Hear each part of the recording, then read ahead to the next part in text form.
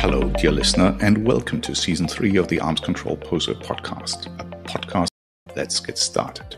So we often hear speculation about whether Israel could attack Iranian nuclear. Enriched uranium stocks, particularly of 20, and people do. I mean, we use a Shahed-3 missile. They did quite a few studies, but they had some serious work to do. On the crude, I mean, it could be delivered in a truck about All its hedging. now, but and so it's much thinner than what you get with shaped charges, but it has to be tested. And we think the help came from former Soviet nuclear weapons people to get Iran to being able to do this. But nonetheless, you have to test it.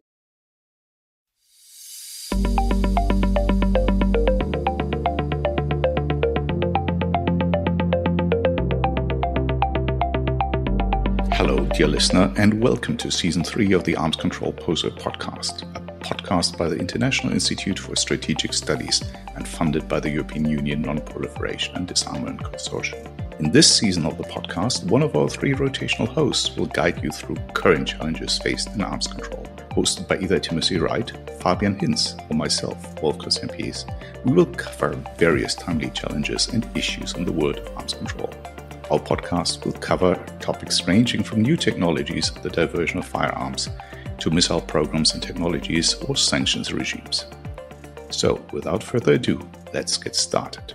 So welcome, everybody. Today I have the great honor to welcome David Albright to our podcast, who's the founder and president of the Institute for Science and International Security and one of the world's leading experts on the Iranian nuclear issue, as well as other issues connected to Iran, such as Iranian drone production in Russia or Iran's chemical weapons efforts. And first, thank you so much, Mr. Albright, for taking the time. It's a great pleasure to have you on the podcast.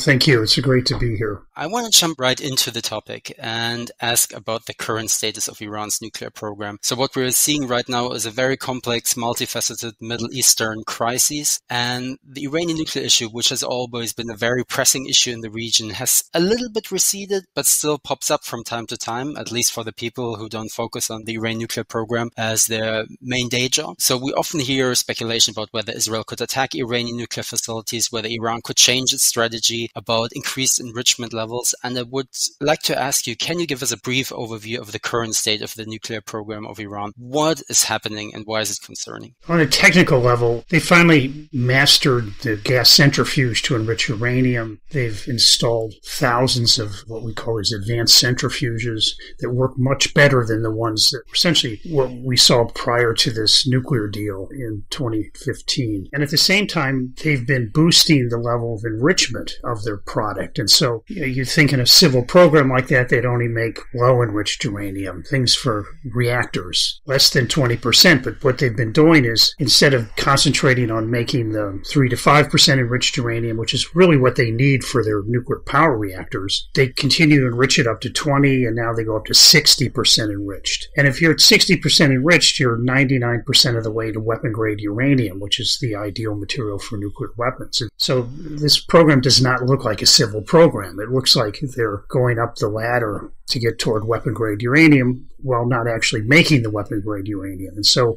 between the greatly increased centrifuge capacity, these enriched uranium stocks, particularly of 20 and 60%, they've positioned themselves that if they did want to make weapon-grade uranium, they could do it very quickly. Like within a week, they could get enough weapon-grade uranium for a nuclear weapon, and many quantities in a month. And so it creates an edge that they're so close to being able to do it. Will they just do it? And in a sense, we could live with that. But the Mideast has really changed, and about a year ago, we started to see signs that they were starting to reevaluate how they thought about their nuclear program and worrying that their traditional deterrents, which really are embedded in the proxies, are the surrounding Israel and the missile force, but started to see indications that those two things are not enough. And in the last year, proxies have been severely damaged in Hamas and Hezbollah. The missile force is not at least what we thought it would be based on monitoring their own discussions of particularly its accuracy and reliability. And so you have a situation where there's a lot of discussion in Iran to whether they should build nuclear weapons as kind of a final deterrent that they can muster. And we don't know how it'll play out. I should mention the weapon-grade uranium is the long pole in the tent of making nuclear weapons, but there's other poles, too, of making it into a crude device you could test underground or making it so you could deliver it on a missile. But those time frames have shrunk, too. And so you have a situation where they could move to make weapon-grade uranium quickly. It's not that long, much longer. It's months, but it's in months they could have a crude nuclear explosive device. And now their mindset is shifting to thinking maybe that's what we should do.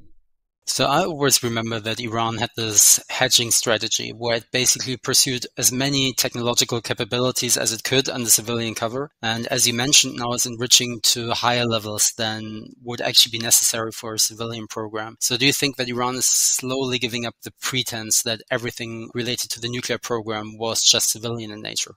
I think, yes, I think they are.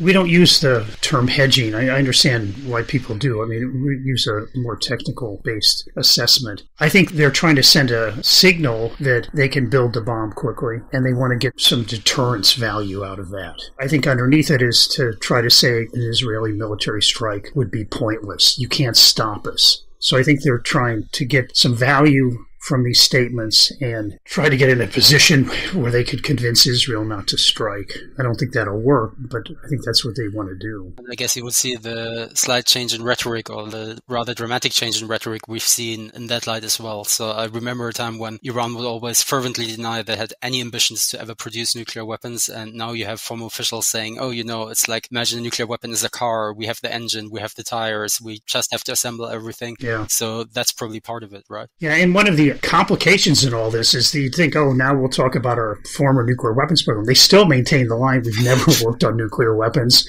and they refuse to cooperate with the International Atomic Energy Agency, just trying to get to the bottom of some of that. Just a subset of those questions on former nuclear weapons work. So Iran is very difficult to deal with. You already mentioned that they could have enough enriched uranium for a nuclear weapon in a very, very short time, potentially a crude nuclear explosive device in a month. So what would your timeline be as a technical expert for a deliverable nuclear weapon? How long would it take them, and how much confidence do you have in that assessment? How many unknowns are there? Their crash nuclear weapons program in the early 2000s got them to the point where they could make a crude nuclear explosive. In the sense, crude is, it's small. It's half a meter in diameter. It's using pretty sophisticated systems to initiate the high explosive and then to produce the neutrons at the right moment. But it wasn't ruggedized or really finished to the point of being able to put it on. At that time, it was going to be the Shahed 3 missile. They did quite a few studies, but they had some serious work to do. On the crude, I mean, it could be delivered in a truck, plane,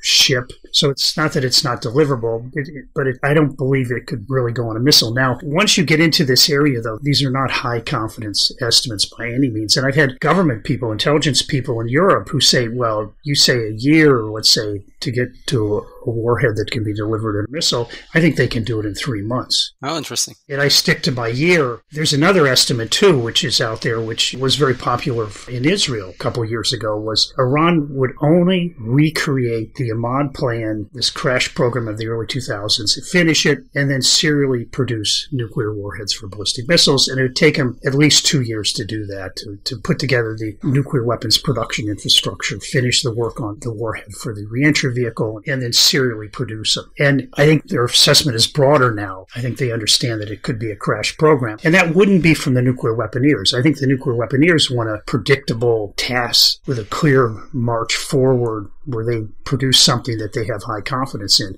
But the leadership may differ. And so if Iran is really put into a corner, they may say, okay, just build the bomb as fast as you can. And that's where we come up with an assessment of about 6 months to get a warhead that could be exploded underground or delivered in this crude way. But significantly longer to get a warhead on a missile. And from my understanding of looking at the documents in this, what we call the nuclear archive, if they're going to fire a missile at Israel, they want to make sure it's going to detonate over a target. They understand it's hard to get through, but also that creates another challenge, which we think they have to wrestle with. And you'll know this better than I. The Shahed 3 had a rather kind of old-fashioned reentry vehicle, old-fashioned shape. Now they're pointier. And that requires further miniaturization of the warhead to get it to fit in. And they're fully capable of doing that, but I do think it takes time. I mean, that's a very good point. I like the distinction between the technical requirements you would have as a nuclear weaponeer and the requirements the political leadership might have if they just want to test something as quickly as possible. I think that's a really, really important point. Now, when it comes to weaponization, how do you see potential activities going on or never having ceased? Because, of course, the narrative is that Iran in 2003 stopped the Ahmad plan, then did its, let's call it, hedging program, whether one likes the term or not. But as far as I know from your research, there are some indications they continued some research to weaponization relevant aspects in the meantime. And there are also some indications that some of these activities have gained steam in the last few weeks and months. And some of this was reinforced by looking at what was in this nuclear archive. Is the Ahmad people, including its leader, Mohsen Fakhrizadeh, were less than happy about stopping their effort. And the weaponization was moving much faster than the ability to make weapon-grade uranium. That was several years away. But the leadership did want to not have all these things discovered. And so they did shut it down, but the Ahmad people made sure they could keep staff in place and they could continue things. And what we saw was, and this is now moves into the IAEA report and some media reporting, they continued work on the neutron initiator at the very center of the device. It's called a uranium deuteride neutron initiator, and they wanted to do some more work. They continued doing some theoretical work. And the way we see it is the actual work can go up and down. It can stop for a while. It can be that they're working on something related that's for non-nuclear military use, but it has benefits. We're less sure if they're making components now, but we were feeling before they weren't actually making the components of a nuclear weapon. They may have some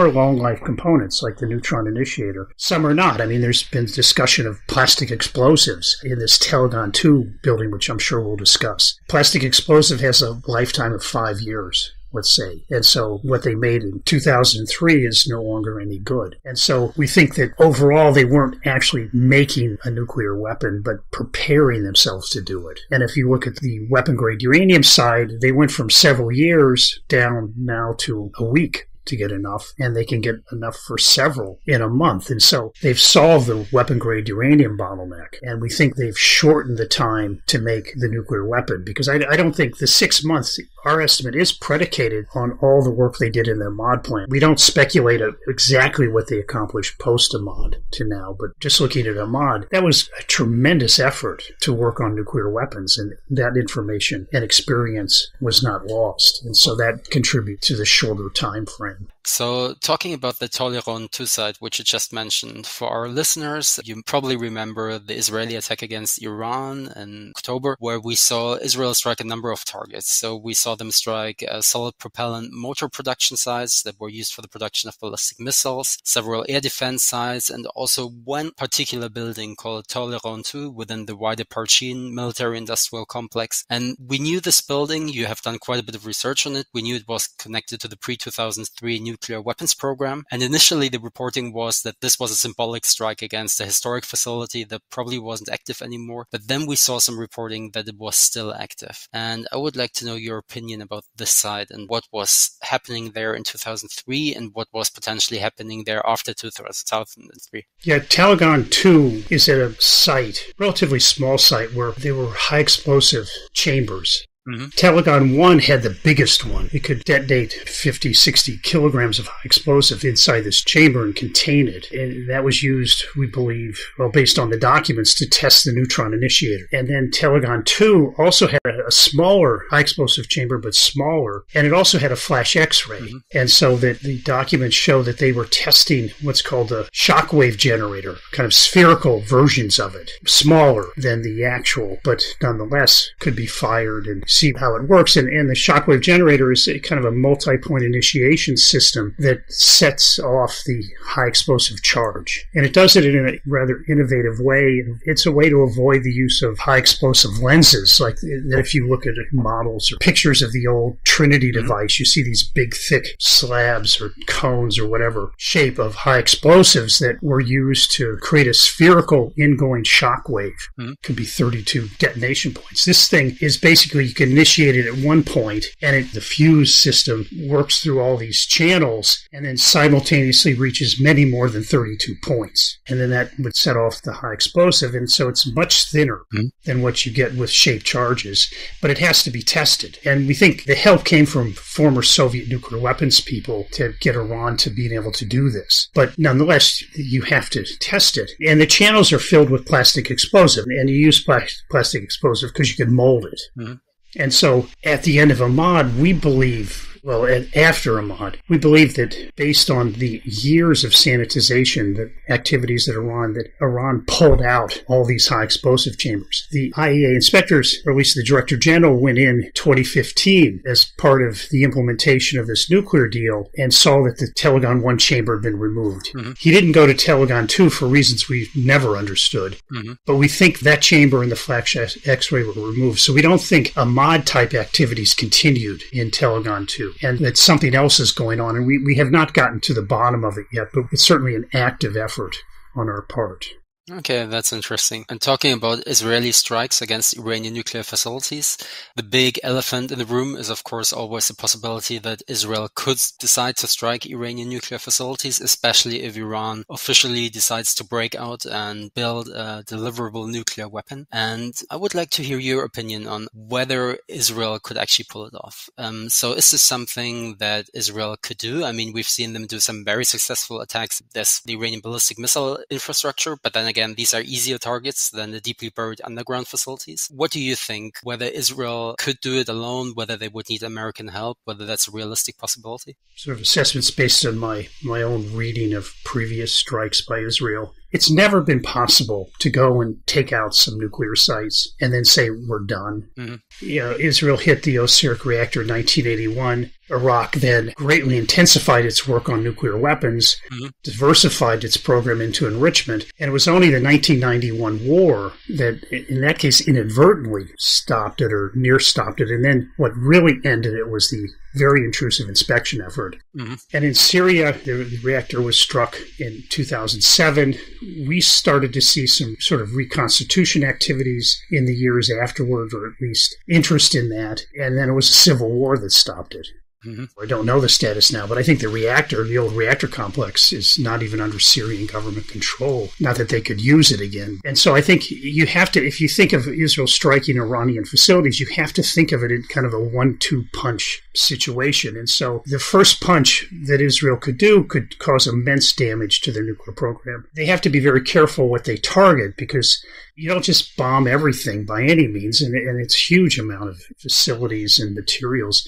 But Israel has very good intelligence, and that they would have to be very selective about their sites and aim to, first of all, make it so they can't make weapon-grade uranium in a week. That may not be 100% assured, but nonetheless, and let me just add, Fordow is more vulnerable than I think people realize. I mean, we have the building designs. It's in the nuclear archive. Israel has even more of those designs. Know exactly how the tunnels go, where they start, how they zig and zag, where the ventilation system is, the power supplies, and without it, you don't have to bring down the roof of the enrichment hall to put that facility out of operation for a long time and make it very hard to get into. And even we're surprised by there's only one ventilation shaft. Oh, really? For the building. And you see it in the drawings. We went back and looked at historical imagery, and we could see it being built and then camouflaging it. You know exactly where it is. I mean, there's these movies where they drop something down a ventilation shaft and destroy the facility. There are filtration systems in there, so you're not going to get something all the way down. But you can destroy that shaft pretty deeply that could potentially cause damage, mostly through temperature effects. But you could put the facility out of commission for quite a long time, measured probably in a few years rather than a few months. But that being said,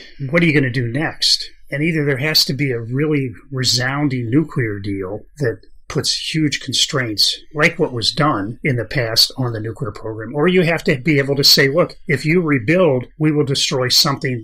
It's going to be much more painful. Because in the end, they could give up their entire nuclear program that's involved in enrichment and they wouldn't suffer anything. It provides no economic benefit at all. Some employment, but that's about it. What if they destroy their oil production facilities and they can't produce oil products for their own population? Or, God forbid, they would go after the exporting part of the oil industry in Iran. So they have to have something that says to Iran that you can suffer much worse consequences if you rebuild. And I think ultimately everyone would like to end up in a nuclear deal, but you could also end up in a situation where Iran just drags its feet on rebuilding out of fear of suffering immense damage, direct damage to its economy. And I think all this Israel could do on its own. But yeah, it's just that the U.S. provides so much military support that the United States has to buy into this. Yeah. And there's so much interlinkage via communication and intelligence that the United States would definitely be involved in some way that's fairly direct. It may not be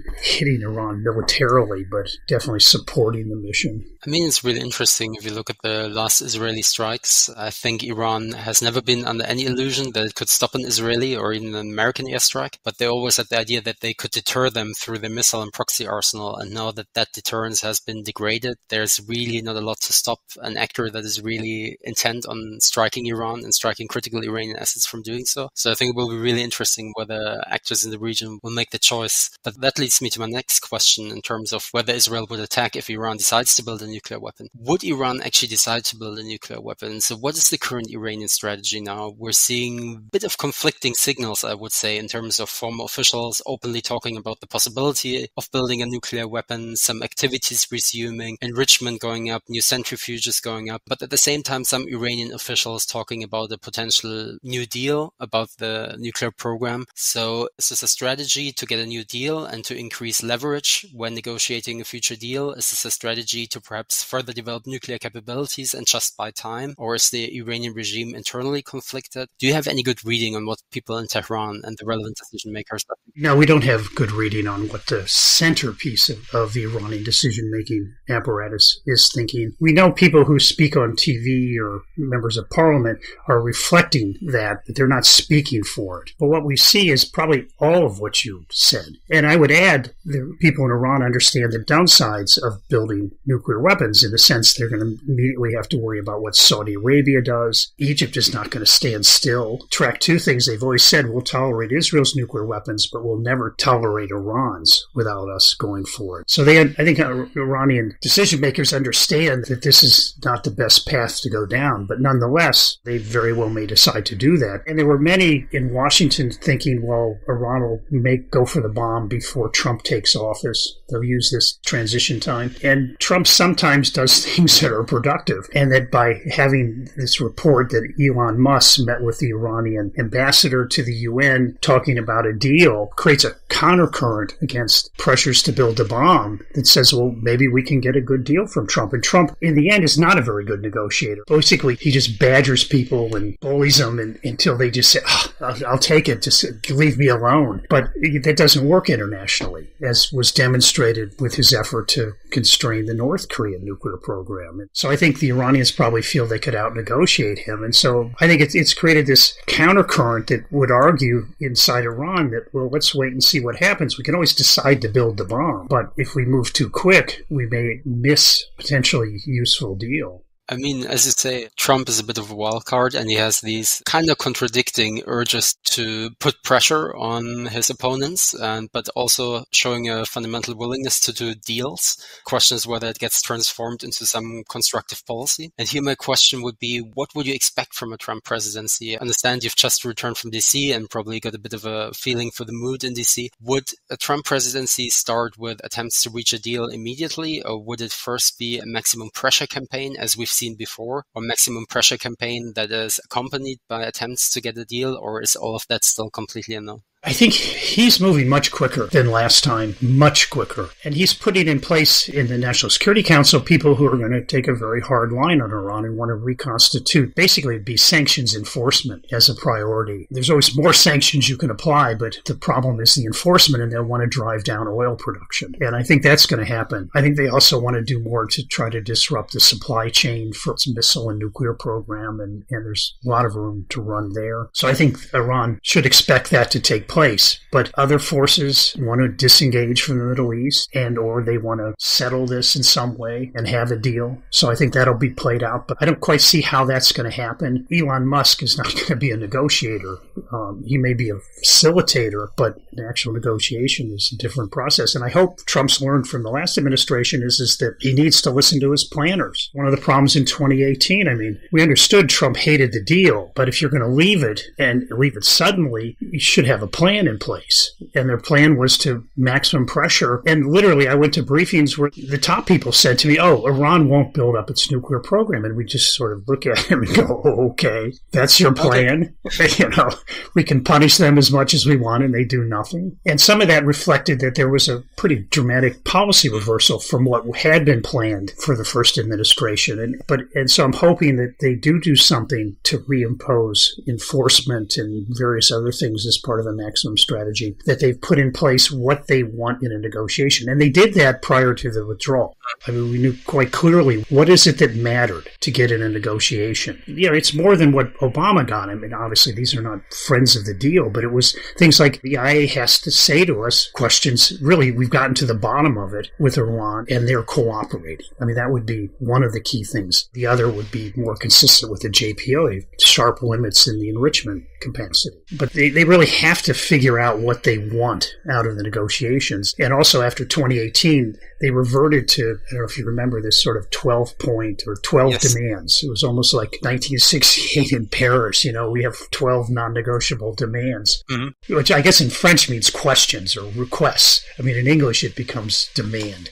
But it's in the pre-2018 environment, 3 of those 12 were fall on your sword for. 6 were, okay, maybe we can get mostly limits on Hamas or Hezbollah. But, the other, what does that make? 3, we really want to get something substantial, but we're not going to fall on our sword to get it. And then after 2018, they all, as I said, become, everyone needs to be there. So they need, and I hope they're doing this, trying to put together their strategy for accomplishing things while they get tough. And I think they'll give a much freer hand to Israel.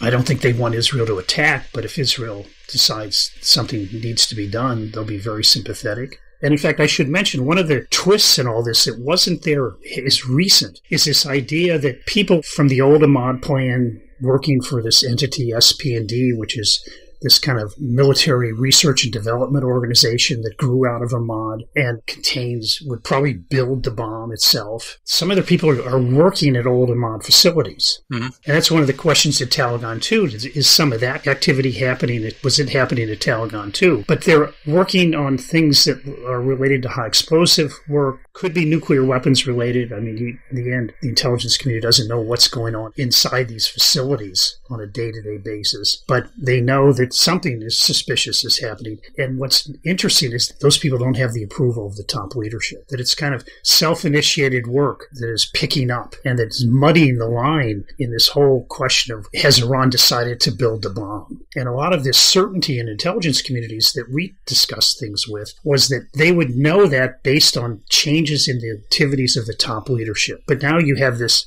self-initiative programs at the bottom that are reducing the timelines potentially. I mean, that's quite interesting, having self-initiative for nuclear weapons-related work. That's quite a unique model, I would say, for development. But coming back to the US real quick, one thing that would be really interesting for me and probably for our listeners is also, do you still think that the Iranian nuclear issue is as much as a partisan issue as it used to be? Because I remember when I was in the US back in the day, of course, the JCPOA was Obama's legacy project for transforming Middle East policy to some extent. And then Trump very abruptly pulled out of the deal. And I remember how much it became a partisan issue, but a lot has changed in the meantime. If you look at the protests inside Iran, October 7th, the whole Middle East crisis, do you still think it is very much a partisan issue the way it used to be in, let's say, 2018, 2019, 2020? I hope not. I mean, I don't know. And it wasn't before 2014. And sanctions legislation had opposed by Obama administration certainly didn't do anything to block them and then signed on to them. But it's hard to judge right now because a lot of depends, does the Trump resistance movement reconstitute itself? So far, not. Yeah, there was obviously very bitter debates on the JCPOA, and we got caught up in the middle of them. And then after Trump won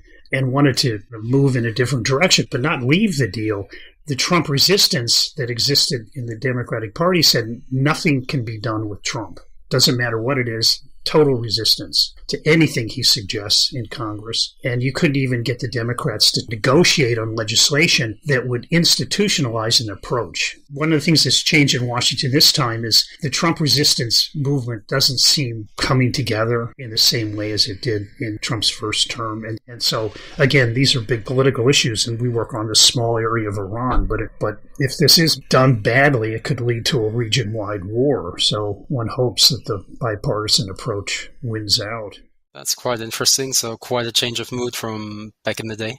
Yeah. Now, we talked a lot about the US, and of course, there's also some other diplomatic activity going on with the IAEA and the European Union. How do you see the current developments taking place there, and how consequential you think they are in the grander scheme of things? I think they're very important. I mean, let me say, happiest moments was when I could work on the inspection effort in Iraq in the 90s and work with people at the IAEA. You know, they'd gone from just being miserable inspection system to being a remarkably good one. And anything could be tried in the context of Iraq because of the strength of the UN Security Council resolution that created this whole effort. You know, I have, very dear feelings toward the IAEA, and I think their work in Iran is critical. Mm-hmm. And as I mentioned, in the Trump administration, that was one of the three things they'd fall on their sword for, is the IAEA gets to do what it does and really says this is a peaceful nuclear program and the questions have been answered. And so I think their work is very important. They've sounded the alarm in Iran having undeclared nuclear material. And the central mandate of the IAEA in these kind of cases, in fact, in general, is that they get a declaration that's complete.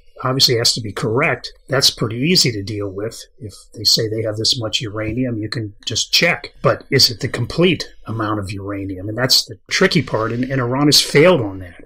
And so the IAEA has been sounding the alarm that they're not telling the whole truth, actually lying about important things. And so now the question is, will the international community use that information? And I think the Europeans and the United States are determined that the IAEA alarm should be answered with action. Now, Biden's people have been fairly timid, and when they're more timid than the E3, France and Germany, it's a pretty scary thing. But nonetheless, they've moved forward and said to Iran that this is serious. And I think the end point of this could be that now the IAEA has to prepare a report in the next couple of months on what they've found. Mm-hmm. They found undeclared nuclear material at 4 former Ahmad sites. Mm-hmm. And then found some other, what looks to be undeclared uranium through some accounting procedures. And after that report, the next step would be snapback of sanctions under the nuclear deal, which would be a severe blow to Iran. But the other side of it is a very senior Iranian official just recently said the IAEA cannot demand that we do these things out of the blue, but which really shows you what the lack of understanding in Iran, mm-hmm. at least in parts of its leadership, are obligations under their safeguards agreement, which is at the heart of Iran's commitment as a member of the Non-Proliferation Treaty. So they signed up to do these things. They're not negotiating positions that you can play around with. They said, we will provide a complete declaration, and they signed it. It's not negotiable, but part of the problem is Iran thinks that all of this is negotiable, and the IAEA say, no, it's not. And it's incumbent upon the U.S. and the E3 in particular to back the IAEA up fully. Do you think there's a good chance of snapback of sanctions at the current point in time? I think if there's no negotiations, I think very good chance it'll happen. The opportunity to do that ends next October. Mm-hmm. And so it's either now or never. And so I think there's something significant would have to happen in a positive way from the E3 position to keep them from one of them doing it. The European sense that I hear anyway is that if the comprehensive report comes out, mm-hmm. there's no reaction from Iran in a positive way, there's no serious negotiations for a deal, that then they would snap back. And in the end, it is literally just resetting to 2015 mm-hmm. and having the missile embargo reimposed. The enrichment program would be viewed as violating international law. And then you could just build up pressure more effectively, more internationally rather than U.S.-based, and then go from there. Again, try to get a deal, but try to do it from a position of more strength. One other question I have regards the international dimension. So now we're living in an era where Iranian drones come crushing down in Europe every day. We had the delivery of thousands of Shahed drones to Russia, which your institute, of course, have covered in detail. And we had the reported delivery of Iranian ballistic missiles. And the question is always, what will Iran get in return? Could it be missile technology, air defense technology, or could it be something in the nuclear field as well? And I would like to hear your opinion on what Russia could give Iran in the nuclear field, or is that even a realistic prospect, or is that something that Russia just wouldn't touch? How concerned should we be when it comes to the alignment of Iran and Russia, especially with its potential implications for the nuclear field? Yeah, I think Russia gives a lot to Iran on nuclear. I mean, the power plant that exists there, the Bushehr reactors, Russian, huge amount of assistance in terms of getting things to work better, safer, that's been going on for years. And even what's going on during the JCPOA times, that some of that was encouraged. And that spilled over to Iran being able to build reactors much more effectively. Now, they're focusing on much smaller ones, but one is a third the size of Bushehr, and they're putting together the infrastructure to be able to make the parts. Mm-hmm. So I think there's been a tremendous transfer already. Now, I personally think Russia will not want to transfer enrichment technology. I mean, it's very proud of what it's done in Russia. It has the leading centrifuge program in the world. It was the first program of that nature. And its people are pretty disciplined not to help outsiders. So I would not believe the Russian government at this point in time would help. Although I do have to remember that they did offer to sell Iran an enrichment plant back during the Clinton administration. And Clinton administration stopped that. But I think right now, I don't think they would see the benefit in marginal help to what's a pretty successful Iranian centrifuge program. On weaponization, there's already been leakage out of the Soviet nuclear weapons complex. And I would hope Russia would not in any way play in that playground. But I do think where they more than happy to help, although I haven't seen evidence of it, maybe you have, is on the space launch program. They can help there, and then Iran can benefit and spin it off into the weapons side. But it would be a space launch cooperation. Now, we wonder, and probably more than suspect, that the improvements that Russia's made in the Shahed drones has gone back to Iran. Russia would identify problems in the drones. And so we think in that interchange, the Russian improvements did go back to Iran. And so Iran can make a better Shahed. And some of it was in the airframe, some of it's in the program of various electronic modules. And we also know Russia's opened the door to Iran to go visit the companies in their military production complex to try to negotiate things. And what we saw in leaked documents was efforts to get the technology for the production technology of a whole range of weapons, from RPGs to parts of old aircraft that they got from the U.S. to TELs to missile defense things. Russia's allowed them to buy things, and they're probably not applying robust export controls to this stuff. And now Russia and Iran have this 25-year cooperation agreement, and so I think there's definitely going to be a range of things going to Iran. And I'd say there's certainly some very advanced missile defense systems that could potentially go. But also I think Iran's very interested in getting hold of the technology so they can create the factories to make these things themselves. But all more on the conventional side of things. Yeah, so far. I think I've seen this in other programs. You think, there'll be some cooperation. But if you're sitting in Iran's nuclear weapons program, which is ultra secret,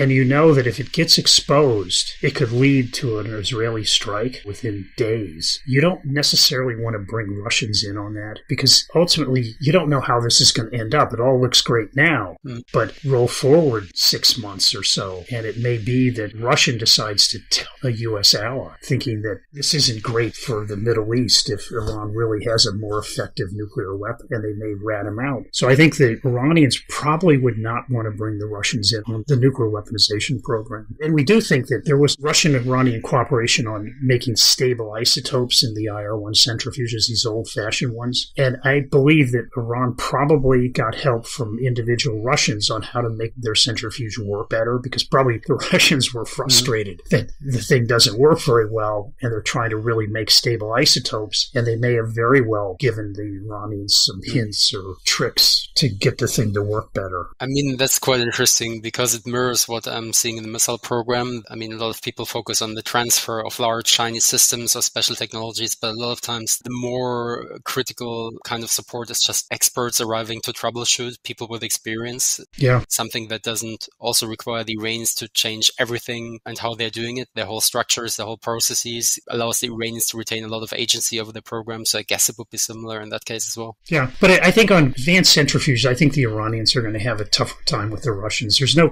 obvious interplay right now where they can exchange. But anything is possible depending on how this war goes and how Russia, Putin really thinks about the future. So it's certainly something to worry about. And I think I would hope the Trump administration, if they do decide to seek a deal, that part of it would be to split Iran off from the Russians and Chinese to a certain extent. Makes sense. So I have one final question, if you don't mind. I decided to keep the most difficult question for the end. Oh, no. And that is, how would the Iranian nuclear file look like after Khomeini? So what would the future Iranian position be? Of course, we don't know. We don't know who's going to succeed Khomeini. We don't know how the Iranian government is going to look like. But when talking to governments, do you get an impression that people prepare for this day and have strategies already in place? It's not something we can work on that directly. I think there's hope that the new person would decide that it's important to change the trajectory in some way. But what we see is more of a preparation by the Iranian Supreme Leader's office to guarantee the next person is like him. With some modifications, but essentially would carry on the legacy of the current Supreme Leader. But it looks like the preparations are being put in place that radical change wouldn't depend on misjudging one individual that may take the top leadership. So I'm not very hopeful that much would change. But again, the other part of me is really hoping, because the thing is, this crisis has gone on for so long, and let me call it a crisis from the nuclear technical point of view, and it always is getting worse. And that I think the hope, obviously, is on a more realistic level, is that the U.S. can manage to cobble together something that both scares the regime, whoever is heading it, and rewards the regime enough to create a better situation for all. Well, let's hope for the best. But first, thank you so much for these insights. That was really valuable. I would have a ton of questions, but we're already running out of time. But thanks once again for deciding to appear on our podcast. It was a pleasure. No, and thank you for very educated and probing questions. So really appreciate that. One of the downsides in the work I do is I rarely interact with people outside of my organization. I mean, we really get insular, so appreciate this opportunity to talk to someone outside my group. That was fantastic. So that's all we have time for today. So thank you so much to our guest for sharing expertise and knowledge with us. And thank you all for listening. We hope you enjoyed this episode. For more information, visit the IISS website. And as always, be sure to follow the IISS on Twitter and LinkedIn, where IISS analysts will be sharing the insights and quick takes. You can find more information on the topics discussed in today's episode in our show notes. Please do follow, rate, and subscribe to the Arms Control Poser wherever you listen to your favorite podcasts to keep up to date with all the latest episodes. Thank you, and until next time.